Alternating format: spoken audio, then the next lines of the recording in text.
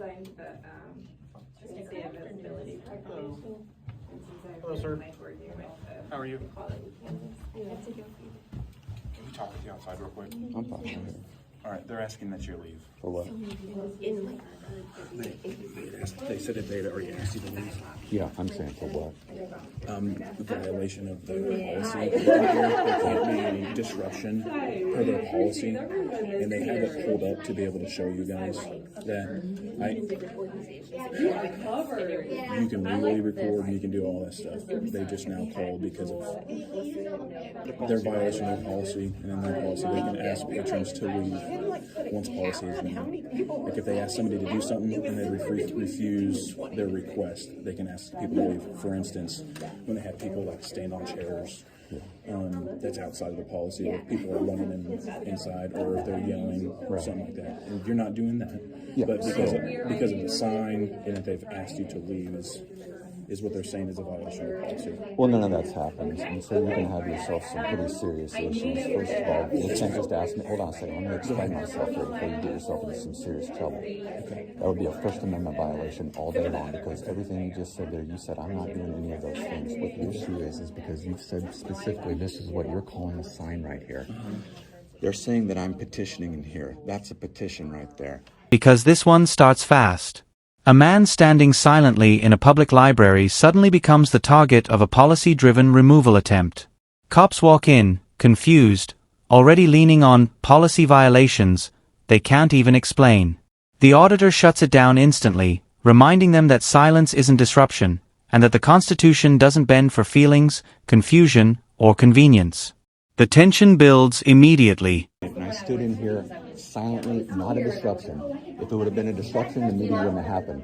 Third of all, I am allowed to record in here, and other people are as well. And they are recording, the library is recording, and I can open records request that right now and get that footage from the library. So if the library can record, then I can. And fourth of all, who's even said that I'm recording? That's a huge leap on your guys' part, isn't it? So I'm standing here with a question when other viewpoints are allowed. So again, that would be a violation of my First Amendment right, freedom of speech. It would be a violation of freedom of press. It would also... The officer tries to claim petitioning and disruption, but the auditor destroys it point by point. He exposes the double standard. Others are filming, people are wearing political messages, and the event happened without interruption. Yet somehow he's the problem? This is where the cop starts realizing he walked into a First Amendment buzzsaw. Be a violation of assembly and redress of government.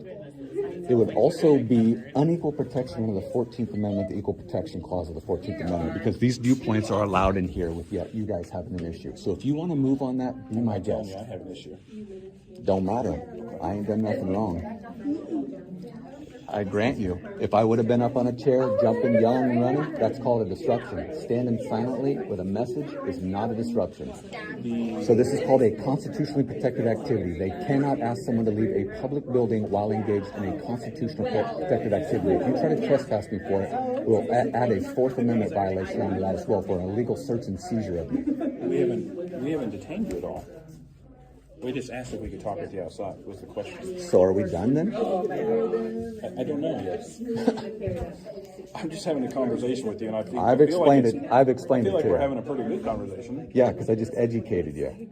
Sir, everything that you said, I'm understanding. Of course, because that's called the Constitution. Agreed. And we've already explained it, and that you can legally. Have you done that? I explained it to you. You didn't mention that one bit to me right now. But what I'm telling you is the reason that they're asking you to leave was because of their policy in reference to what was occurring, because they have an area for when people want to demonstrate. Will you do me a favor then? Yes, sir. Go back there and tell them to shove that policy up their ass because the Constitution trumps that. Okay. I can do that. I don't think they will do that personally. So if you think some policy, if you're going to follow some policy over the Constitution, you're going to have some serious issues on your hands there. What's your name? Sergeant what? Johnson. Sergeant Johnson. You're going to have some serious issues. What's your name? Officer Crooks. Officer Crooks. You guys are going to have serious issues on your hands if you think some policy can trump my First Amendment rights in here right now. Okay. And all these commie liberals, they know it as well, or at least they should know now. This is a public space. They all were granted the same privilege of recording. And matter of fact, the only person that disrupted the meeting was a lady turned around to me and said, while the event was going on, can I take your picture? I didn't respond, and she took my picture. Every morning, Maddie drinks coffee while eating breakfast with a fork. I love sports. The auditor reminds them that policy cannot override the Constitution, and if they trespass him for protected activity, they're flirting with First and Fourth Amendment violations. The officers soften instantly, trying to spin it into a conversation. But the damage is done, they've been publicly educated, and the camera captures every second of their retreat. Sports, says Maddie. It's not a spoon or a fork, but kind of both. That way you only need one utensil. Does anyone else use a sport? She was just asking me what a sport is. So she disrupted the meeting, and she was allowed to do something that you guys are in the library trying to say I can't do. 24. So that's called unequal protection. Filming in public is a right. Isn't it a right of every citizen to be able to contact another person or talk to him?